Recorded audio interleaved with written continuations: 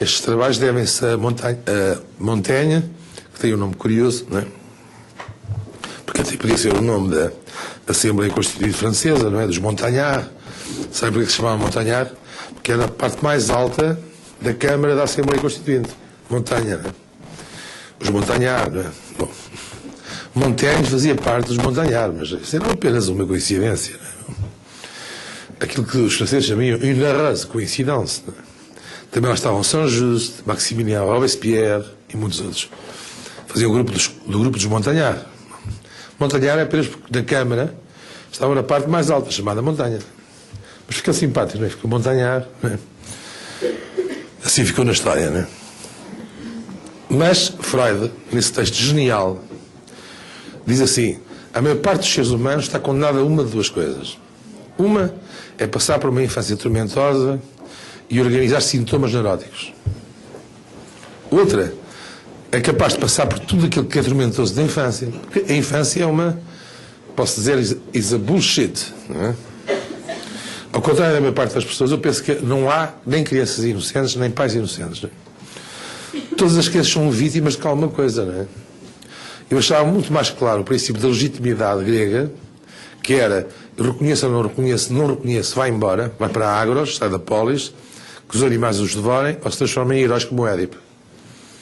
Agora nós vivemos num mundo hipócrita, de ao menos, em que se pensa até coisas tão estúpidas como os pais serem iguais às mães. Eu vou-vos fazer uma confissão: tive 4 filhos, nunca mudei uma fralda a um filho meu. Mas desde que eles começaram a ter a falar, eu sei agarrar uma criança e levá-la a ver as estrelas, explicar como é que é a história do céu, como é que é a história da humanidade, e essa é a razão por qual os meus filhos são capazes de pensar. Porque eu nunca misturei papéis. Tal como Karl Dreyer, no filme A Palavra, eu sei que a palavra é do pai. Essa palavra é sinde e separa do objeto fusional materno. Mas também sei que o amor básico parte da mãe. E a hipótese que Freud põe nesse texto é que génios como Leonardo nem precisaram de produzir sintomas, nem precisaram, como eu, miseravelmente, da formação reativa ou da sublimação para poder falar, mas que passaram diretamente de uma espécie de competência humana ao seu máximo desenvolvimento, que era a genialidade. De certa maneira, Leonardo da Vinci é como os bebés que chupam o dedo no interior da barriga das mães, que a gente sabe a espeleicografia, não é? Não precisaram de encontrar um seio para o substituir por um polegar. A genialidade é saber encontrar um polegar dentro do útero sem nunca ter percebido que há um seio. Leonardo da Vinci faz parte desse grupo de pessoas. E faz parte desse grupo de pessoas porquê? E eu aproveito para lhe prestar homenagem porque ele é um chamado maître à pensée. Tenho as obras completas dele, todas. Quando eu estou triste, solitário, quando não sei o que quer dizer, vou ver o Leonardo, vou ver o que é que ele fez, vou ver o que é que ele foi capaz de construir sob o nome de narcisismo de vida, e ao mesmo tempo às vezes encharcado de narcisismo de morte, quando ele criava aquelas obras misturadas terríveis, e ao mesmo tempo foi capaz de fazer como ninguém o Ecce Homo, eis o homem aberto. Foi ele que o desenhou.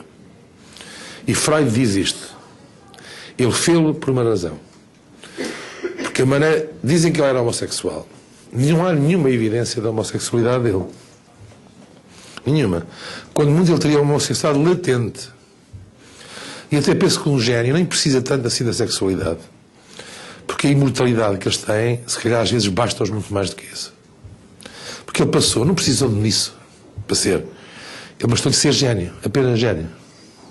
Por isso pode conceber desde os primeiros aviões, os primeiros canhões, mas também a Gioconda,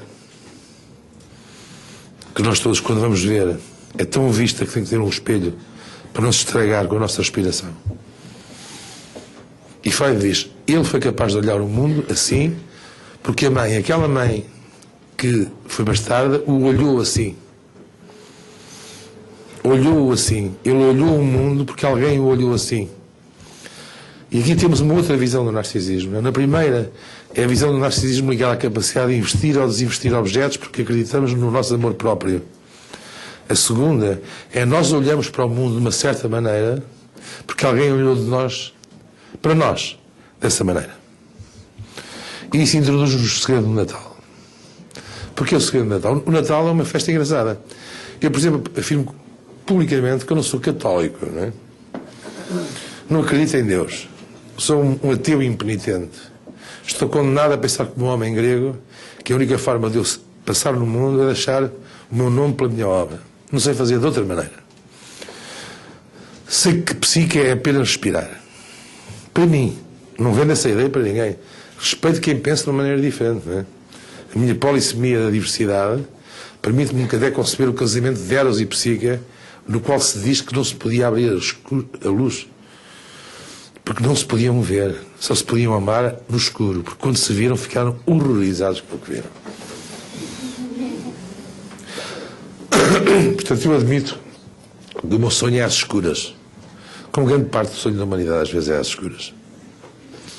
Mas também admito que, apesar de ser assim, eu posso dizer que por genética ou por Deus, porque eu não tenho, tal como Penrose diz que a concepção matemática da ideia de Deus é tão complexa que não é possível uma equação matemática para Deus, ou uma outra ideia que é muito interessante, que me é muito cara e que me deixa sempre muito perplexo, diz, os ateus são aqueles que têm um tal perfeccionismo no pensamento, enquanto não tiverem uma demonstração perfeita da ideia de Deus, não podem acreditar. Eu filio-me completamente neste segundo ponto de vista. Não é? Sou um herdeiro do racionalismo, um herdeiro de Kant, um herdeiro do pensamento da lógica transcendental, aquela que transcendeu a lógica cartesiana e a lógica aristotélica. É por isso que se chama transcendental, porque o Kant nunca foi transcendental, apenas quis transcender as lógicas tradicionais. É nessa transcendência que eu vou pôr também a colocação do sucesso do Natal. Não é? Porque em países tão diversos, tão diferentes, tão estranhos, ateus, como vocês sabem que a maior parte da Coreia, isso foi sabido quando foi do Mundial da Coreia. Não é? Muitos deles são ateus. Porquê? Porque o budismo, por exemplo, é um ateísmo teísta. Não é? Porque Buda foi apenas um homem, não é? E depois há o budismo folclórico, não é? Aqueles que rapam a cabeça e tal, que dizem que são budistas porque não comem carne. Mas estes disparates criados pelo tribalismo estúpido do século XXI. Não é? Buda, em primeiro lugar, do Suttanipata, não é? Dos escritos orais dele, não é? Que é terrível, é pulsão de morte, opõe-se a tudo que eu vou dizer. É por isso que eu não gosto dele. Discurso de Benares. Eis, ó bons santos, a verdade sobre a dor. Comer dá dor, porque o apetite que provoca a comida a seguir dá-nos dor. Amar dá dor, porque dá separação do amado e isso dá dor. Então abdiquemos do corpo e daquilo que eles chamam de pecado, que é todo o corpo, para não termos dor. Eu não quero ser como o Buda. Eu quero ter dor para poder amar. Porque não há dor sem amor e não há amor sem dor. E a história do Natal é exatamente isso. Não é? Em primeiro lugar, a história do Natal repete exatamente a história de Édipo. Não sei se vocês repararam uma vez. Não é? Édipo também é condenado a sair de Tebas porque ele vai matar o pai e dormir com a mãe. Jesus é condenado a ser morto, não é? Por isso que eles fogem lá para aquela coisa que não lembro sei o nome porque conheço mal a mitologia do Novo Testamento, só conheço bem a do Velho Testamento.